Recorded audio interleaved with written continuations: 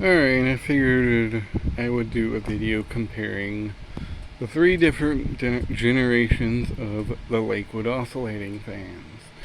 It's going to be a little bit different than usual. I'm probably going to do separate takes on all three of them here. But this is kind of the intro, I guess. Just wanted to take a look at them and, give my overall opinions on them. There's been a lot of controversy on these fans here lately, and yes, they have their downfalls, but for their time, they were honestly not a bad fan. And we're going to go ahead and get into that. So, hold on. Alright, we're going to start here with the blue one, which is the first generation of them. I'm going to shut that down. But anyway, this is the first generation of the Lakewood oscillating fans. This is known as the 1200 series, which came out sometime in the 70s. I'm not exactly sure when, but yeah. These actually featured probably the best grill design of the three generations, with what they called the Lexon plastic, which was kind of this translucent stuff. It doesn't break as easy. It's pretty flexible compared to the ones after these. The 3-speed. Here's the back of it. These actually used a Fasco motor, which you can kind of see in there, which Lakewood actually used in these fans all the way up until the mid or late 80s, I believe. Then they switched to the Samsung motors that was in the DX series. But yeah, this is probably the better of the three series fans. I'd say the DX isn't the best, but it ain't the worst. The A series had a lot of downfalls, but this one was a pretty good one.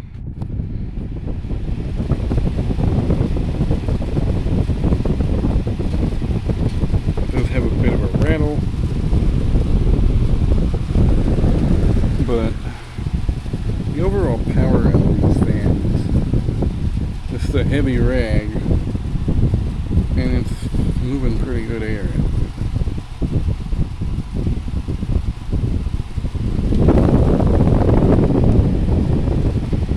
So the airflow wasn't bad on these. I wouldn't say it's Galaxy Lasco territory, but considering what these were, these fans were made in America. Everything about these fans was built here in the USA. The motors, the plastics, everything. Unlike the Lasco fans, which had imported motors from Sanyo. So yeah.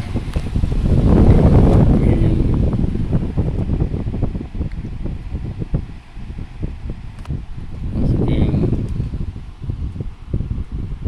it's moving this around pretty good. It's not going to move it straight out because it's a heavy rag for one, but it does move pretty good air. I mean, it's moving this stuff pretty good too. Anyway, low. What's low on these is pretty quiet.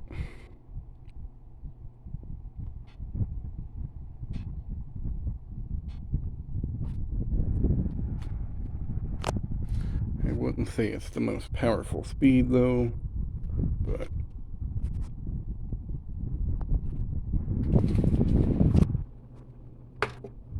oscillation, of course, oscillates like any Lakewood fan would, or any oscillating fan in general. This one seems to have some kind of issue where it kind of,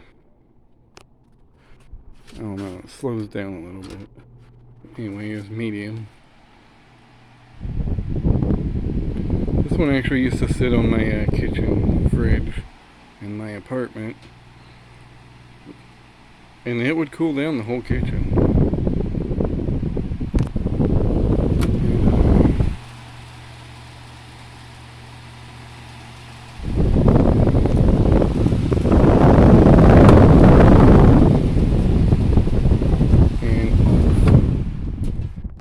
So yeah, that's the 1200 series. This was the first of 3 different series of oscillating fans by Lakewood. They made the 9-inch and a 15 or 16-inch as well. But let's go on to the A series and go from there. Alright, here we have the A series, which came out sometime in the early 80s. The 1200 series I had just videoed was from 1980, and this one's from 1982. I want to say these came out in either 81 or 82.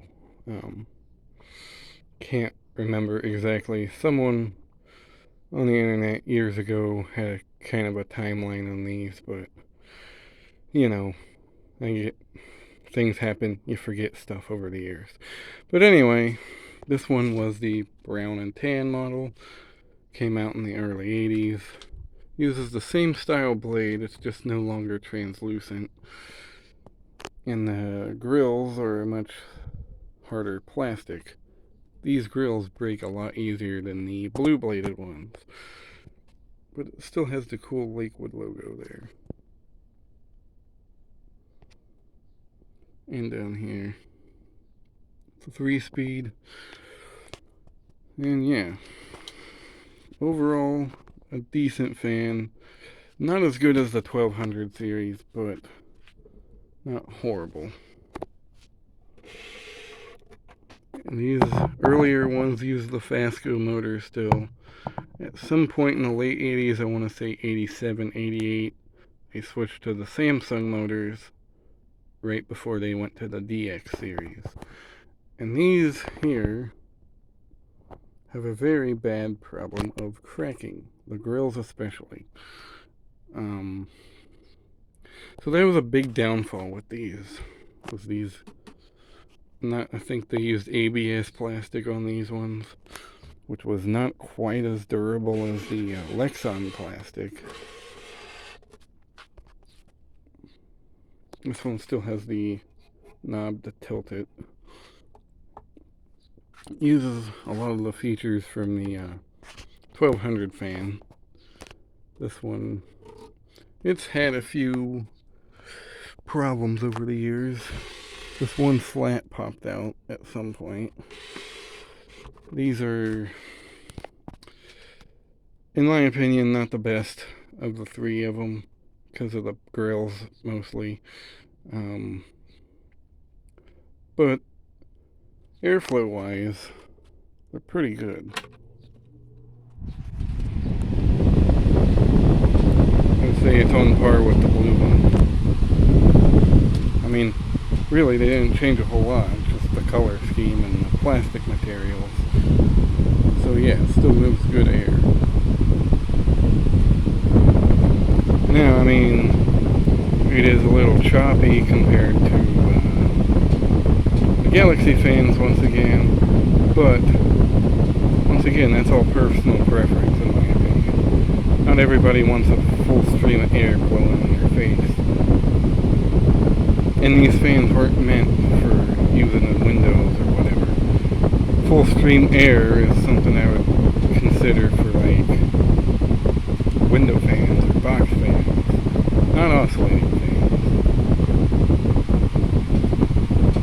Lakewood always had a tendency to design their blades to where the air would blow out sideways, like the box fans here.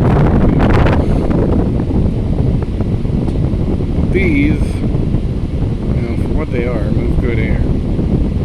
And yes, they draw more power than a Galaxy or a Lasco, but back then nobody really cared. It wasn't a big concern like it is nowadays.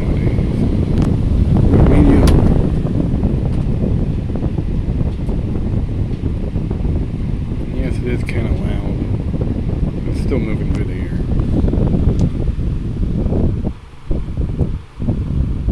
Really not that loud in my opinion. It's not as quiet as a Galaxy, but I mean, it's not as loud as like a lot of fans made now. Go to low. And low blow speed's pretty similar to the other one. Fairly quiet. It was a gentle breeze. Once again, it's moving these around pretty good.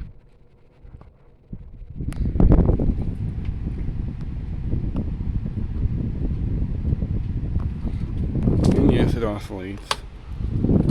This one I actually serviced yesterday, as well as the blue one, because I used both of these in my apartment when I had that. This one sat in the living room and the blue one sat in the kitchen. Go back to medium.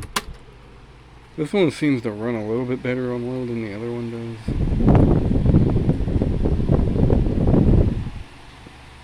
And high.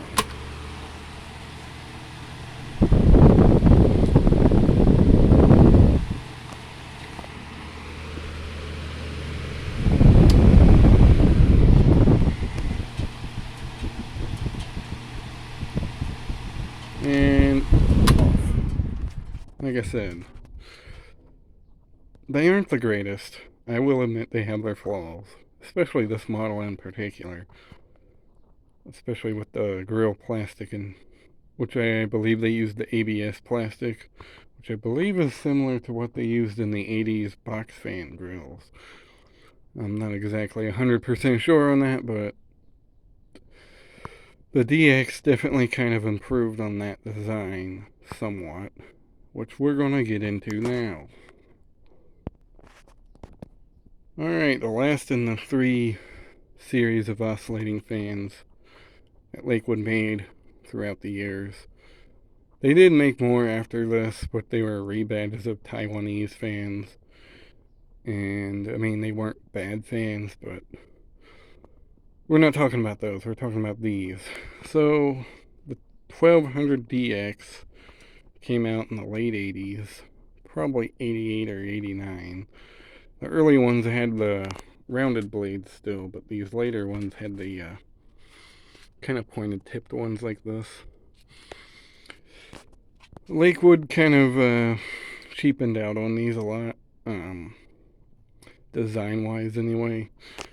They took away the buttons on the base and put a knob on the back. They started using the Samsung motor in them sometime in the late 80s, before these actually came out. The switch was now on the back instead of on the base. Oscillating thing still here. The plastic materials did kind of improve though. The only bad thing about these was over time they deteriorated really badly. I actually have an example of one over there, which I guess I could show real quick. And this is exactly what I mean by deteriorating. I don't know what happened over the years with these. A lot of 90s fans do this. I don't know why, but the grills will literally start flaking off into pieces. Not sure what kind of plastic this was, but it didn't hold up very well. And I know Holmes actually made a lot of their fans out of the same exact plastic. Windmere did it too. A lot of companies did it. But, yeah. So back to the DX series. These were kind of an improvement in some ways, especially these grills. Even though the plastic did deteriorate, they held up decently well. They added more support rings so these don't break as easy. They did get rid of the fancy Lakewood logo though, which was kind of a shame. But I do like that one.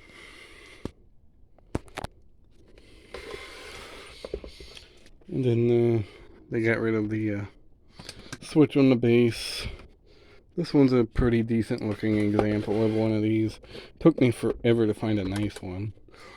I had a few kind of crappy ones, like the one I showed you with the grill that was deteriorating. But this one showed up at Fanimation with my friend, and I traded him another fan for it because I wanted a nice example of one of these. And now I got one. I believe this one came as a 92 model, so one of the more earliest. I wouldn't say the earliest example, but the earlier example at least. It's either a 92 or a 93. I believe the DX series ended in 94 or 95.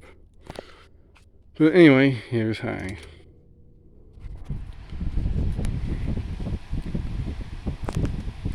The airflow isn't as good as the older ones, but I mean, it still moves decent air. Use this stupid rag again.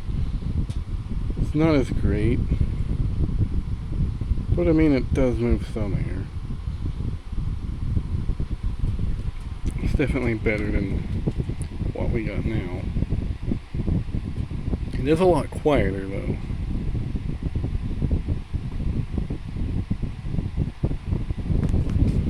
You go to medium.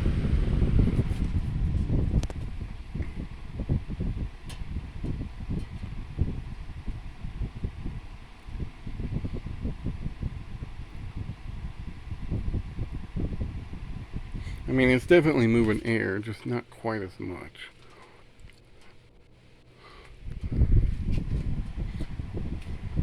You can go to low.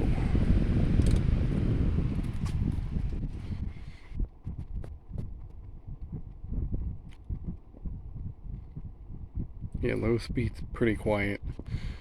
It's moving air. It's just definitely not as powerful.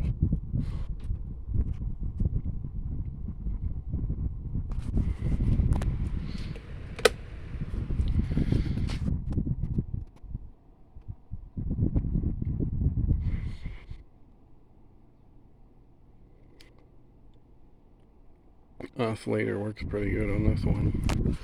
Go to medium. It does kind of jerk a little bit. Only does it when it goes to the right though.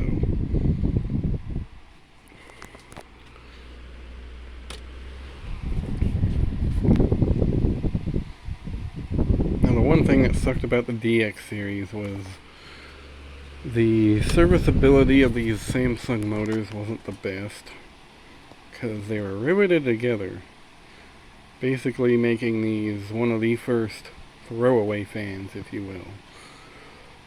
I mean, fans have always been kind of throwaway fans. I mean, if you really want to go technically about it, the freaking little McGraw Edison table fans or stuff like that was considered a throwaway fan, but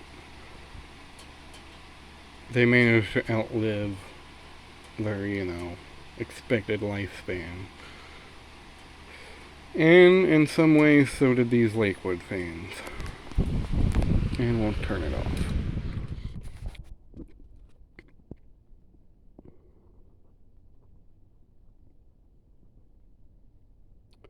So let me gather them back up together and we'll do a verdict on this. So which one did it better? Well, in my opinion, I'd have to say the blue one did. The blue one was the most solidly built out of the three. It combined all the good features of this fan with the Fasco motor and the solid plastic blade and the buttons on the bottom and all that. But it also had the best grill design with the Lexan plastic, which was actually pretty solid on these. But yeah, I'd say the blue one was the best one of the three. Would these be considered horrible fans? Not in my opinion. I mean, they're not Lakewood's best, product they've ever made, but they weren't the worst either. I've seen a lot worse things made by Lakewood, like this cool operator, for example, that just didn't live up to, the name. The original Lakewood cool operator was a lot better. That one down there, no. These all, at least, for the most part, moved air and did their job. And in that scenario, they all were not bad fans. The DX definitely cheaped out on them, but even then, it was an okay fan, and it did its job. But anyway, start them all up real quick.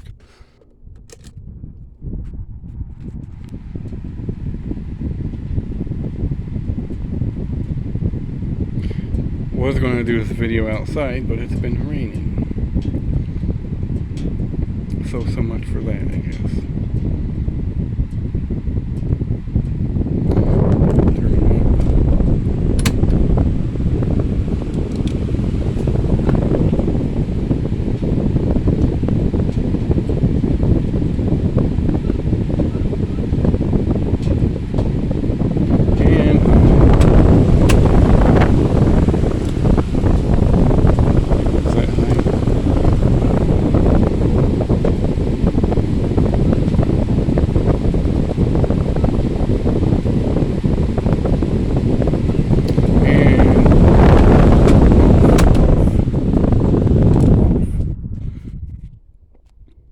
Also, an interesting feature I noticed about the blue and the brown one is when you turn the blue one off,